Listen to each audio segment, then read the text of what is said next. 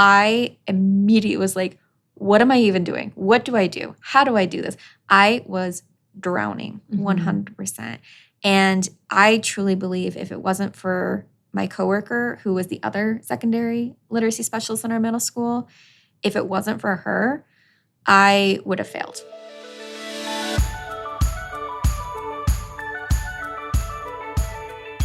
Hi, and welcome to the Smarter Literacy Podcast from Ascend Smarter Intervention, where our mission is to simplify effective literacy instruction to make teaching literacy easier and more accessible for everyone.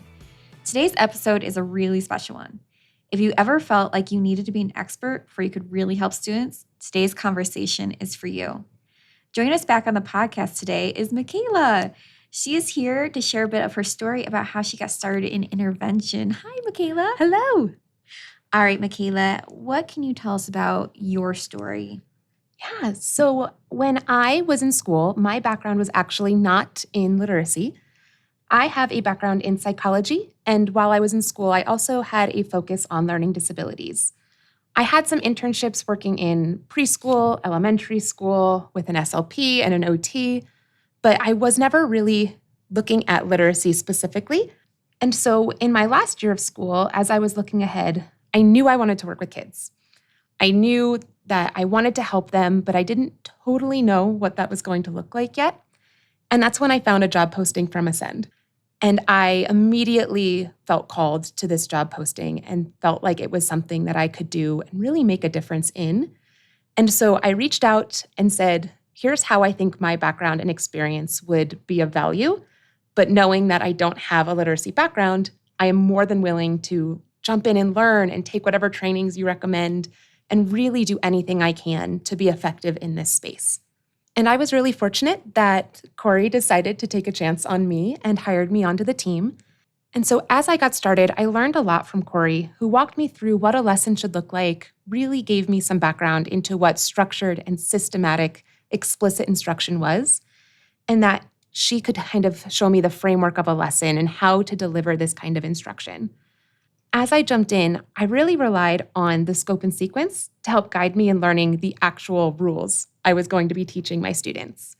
I knew what the lesson needed to look like because Corey and I had met and we had talked about that, but I had no background in all of these phonics rules. Right. And they weren't things that I necessarily even remembered from growing up.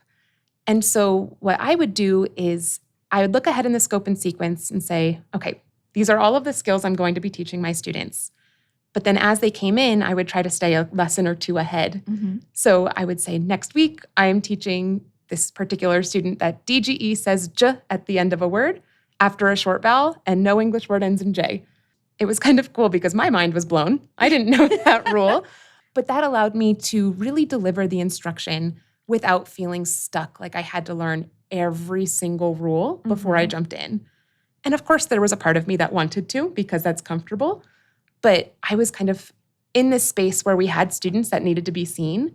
I was really eager and excited to work with them, and I knew what the framework of a lesson needed to look like, but I was able to use that scope and sequence to learn alongside them and really learn the rules as they came up without taking a ton of time and keeping me stuck learning every possible rule before starting with my students.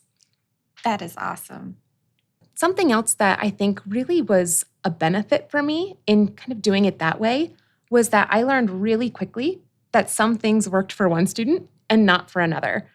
And while we have these kind of research-aligned lesson criteria, we want to be targeting PA, we want to be targeting phonics, vocabulary, fluency, comprehension, writing, the way that's going to look for one student and another is going to be very different. Right. And so I remember right after starting, I had two boys that were the same age, and they had very different personalities. And it was easy to compare them because it was the same grade and same age. But as I started working with them, it was a very quick realization of, oh, what works for this child does not work for this one because the way I error corrected for them needed to look different. The way I kept them engaged in the session needed to look different. And so I was really fortunate in having that immediate realization of, while we have this research-aligned framework and there are things that need to be incorporated into a lesson, the way we can structure that looks very different. Yeah. And it was more about me building the rapport with them and staying open and flexible and being able to deliver that instruction in a way that got better results for them than being very rigid and stuck to something that wasn't landing. Yeah. And I think that's a great lesson for any educator to learn, right? Despite your background. That's the lesson to learn. And I think for me, it was something that I was fortunate that I did that so early because we want to do right by our students. And that's when we say, let me lean on this instructor manual, or let me lean on this very comprehensive program and this very scripted out component. And so while I had a script that I was loosely working from, I didn't have this super rigid, you must do it this way, otherwise it's not going to work, which we know now is not super effective. We need to be flexible and meeting kids where they're at. And so I was learning, okay, these are the rules I'm going to teach today, but what that's going to look like is going to look very different. Yeah. And I know there's lots of ways that educators are trained out there that they're taught the rigid way. Like you have to do this. There is no room for flexibility. And some teachers think, okay, I really have to be rigid in this. And then other teachers are like, no, that's not going to work. I need to be flexible. Just a day-to-day basis as an educator in whatever setting you're in is all about flexibility. Absolutely. And we know that kids keep you on your toes. Yeah. And so every day is going to look a little bit different, but having the really structured framework, I think, allowed me to lean on that, but knowing it might not look perfect, but as we're looking at data and as I'm continuing to learn with these students, I'm seeing that what I'm doing is working. Yeah. And so as I'm able to stay flexible and just be open in that approach, I think I was really fortunate to have that experience, that I got really great results for students that way and didn't feel stuck into one really tightly boxed up corner. Right. How did you kind of grow in that confidence, Mikayla? Because I think that's something that a lot of teachers struggle. I know it's something I struggled with. And I think part of it was me at the very beginning having Corey, who was so trusting to say, like, we're going to give you the background, you're going to read the books, you're going to go to these PD trainings. So you're going to learn, but really the most important thing is that you're showing up for these kids and you're giving them the instruction in a way that feels authentic and that's going to relate to them. And we had the data, so I could see what's working and what's not. And in those moments of, okay, this doesn't feel like it's landing, or I can see this data, like it's just not working for this particular child, I was really fortunate that I had this community of incredible educators on this team that I could lean on. Right. And so as the team grew, we had Corey and me, and then other members of the team with backgrounds in special education, elementary education, secondary education, speech, that could really come together and look at, why is it not working for this child? We know that this has worked for others. This is what we're supposed to do with air quotes, or this is what has worked for so long, but why is it not working for this child?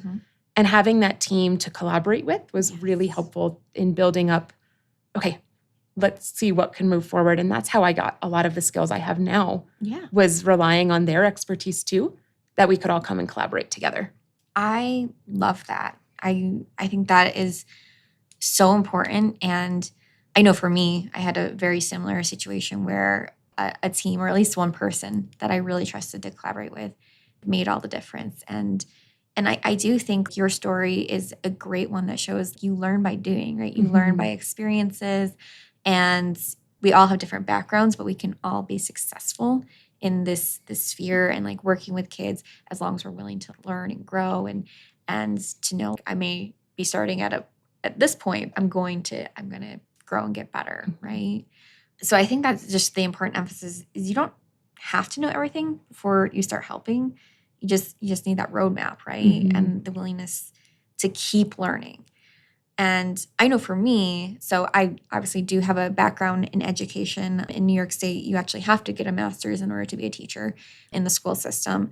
So my master's was in literacy, but a lot of those courses I felt like were just a lot of theory, right? Not a lot of practical. I don't even think any of my courses actually taught me the phonics rules, which is, kind of strange when you think about it. Like, I was going in to become a literacy teacher, but I was never actually taught. This is the phonics rule for J at the end. Right? Yeah. So it wasn't until and then my first few years as an educator, I actually got a job as an English teacher in 7th grade. And then I finally switched back to my literacy role And at that point, I had been 3 years not doing literacy at all, really. And so I was definitely out of the groove of that. And for me, so I felt like I was starting over, right? I felt like I was starting new and fresh. And when I became this literacy specialist in the school system I had already been working in, I was given a classroom, I was given a whole bunch of materials and resources, but I was not given a roadmap. Yeah. And I immediately was like, what am I even doing? What do I do? How do I do this? I was drowning 100%. And I truly believe if it wasn't for my coworker, who was the other secondary literacy specialist in our middle school, if it wasn't for her, I would have failed that year. I mean, I would have tried my best, but I think I would have been so overwhelmed and like not having a clear direction. I would have just been floundering the whole year. So when I actually was able to sit down with her, which was quite a bit, she made that time for me. So that collaboration piece was so important. She helped me kind of calm down, like, you got this, you got it, like, you're just freaking out. And she gave me a little bit of a roadmap, right? She introduced me to a scope and sequence that I could at least use for then. And we made time on our off periods or after school or even like summers and weekends to like meet and talk about. We became a team of our own. And we, of course, were part of a smaller department too. So that was nice as well. But it was just so great to be able to work with her the way you worked with Corey and to also continue my learning. So I was getting the professional development, right? I was going to some trainings.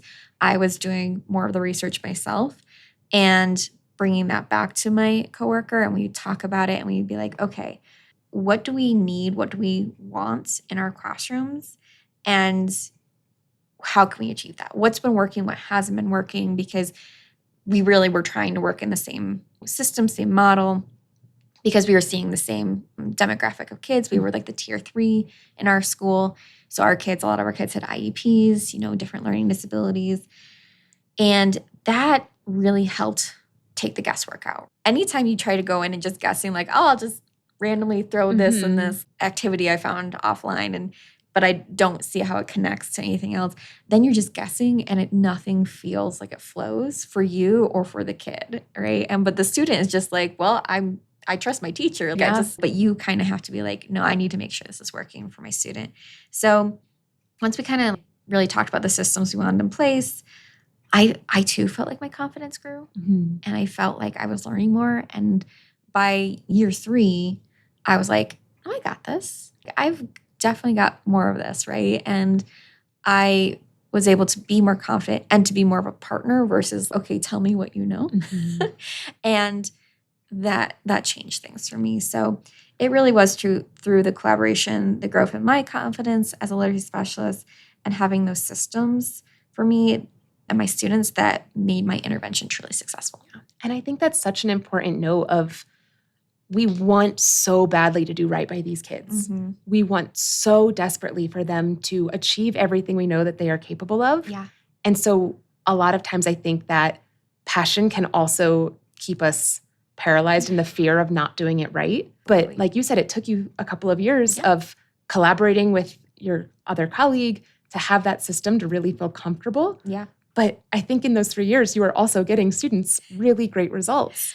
Yeah. And so I think knowing that we can go to all of the conferences, we can read all of the books. I mean, as a team, we've read so many research articles. I've been to so many conferences, but really jumping in and doing it scared is how I got the most out of that learning journey. Yes. And that doesn't mean that we gave lesser than instruction to the students in that time, but we're going to learn so much more and feel so much more capable. Yes. Doing it and having somebody to bounce ideas off of, but doing it in real time than waiting until we feel like we know everything. Yeah. Because I don't know if we ever get to a point where we feel like we know everything. Hopefully not. Right? Right. Yeah. And how many kids are missing out on that instruction during that time? Yeah. Absolutely. I think like what you said there too, wanting to do everything so right and like kind of that it creates that fear. I mean, I'm a perfectionist just in general. And I know starting out, well, I have this degree, I need to be perfect. Like there is no room for error. It wasn't so much error that it was, it's not that. It's just you learn by doing, you learn by being with the kids, and you learn from each student you have. And again, I don't think we ever stopped learning. Like at the conference I went to recently, there was a presenter I was with, and she was retired, but she was, in her 70s. And she was still presenting, and she was talking about a student she had been working with who, they were able to diagnose his dyslexia and his certain type of dyslexia, but she even had to ask herself, okay, what do I need to do differently with a student? And like some of the things she was doing wasn't working, some of the strategies she had used with other students. And so she switched up. Her technology needed to be more of a thing because it was online learning a lot.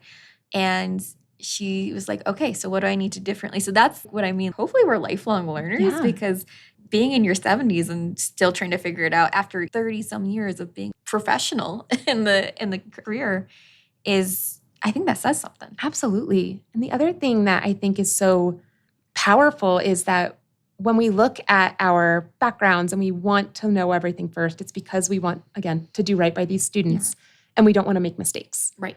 But how beautiful are those moments when you recognize like, oh, this student asked me something I don't know, or, oh, I said something incorrectly. And then I'm like, wait a minute, let me show you how to handle mistakes. Yes. I just had a student the other day where I was like, oh, this is an adjective. And then I was like, wait a minute. Actually, now that I'm thinking about it, it's not an adjective. And so I'm able to model for them what that looks like. Yes. And make it not like, oh, Miss Mikayla was wrong. But it's like, oh, she's human and she makes mistakes. So it's okay if I do. But here's how we can either problem solve together if I don't know an answer to a question they ask, or how we can just see what that process looks like. And that also gives them such benefit too. Yeah. And reduces the anxiety for us on our side of having to be perfect and have all of the answers. Yeah. Because we all know a student's going to ask you a question out of left field that you don't have the answer to. Yep. And you're going to be like, wait, hang on. I need to ask Google, right? Or like, I need to Google this sometimes because or I need a minute to think about it. So, which are the exact strategies we want them to learn. So it's such an incredible and beautiful modeling opportunity too, that they would miss out on if we were only doing things we knew we could deliver perfectly with every answer and just no chance for error there. Yeah.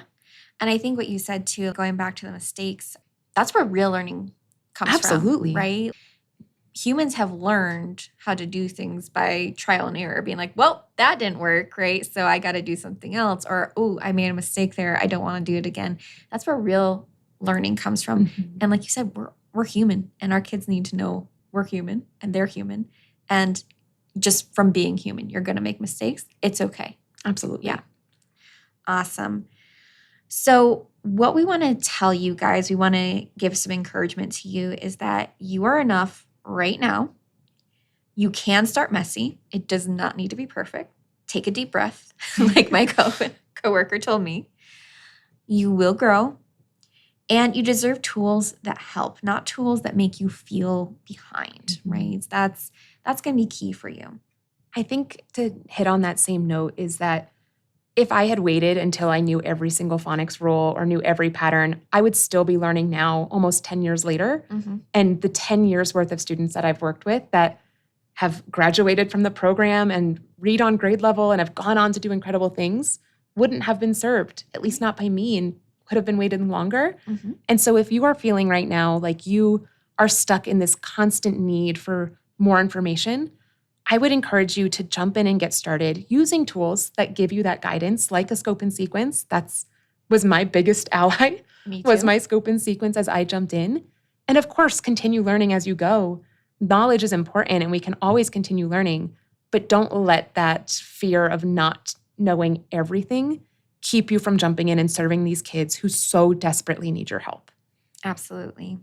So what we should expect for next episode. So next time, we're going to break down the exact kind of roadmap that Mikayla used when she started and that we are still using today to make intervention feel lighter and more doable. We hope to see you again next time.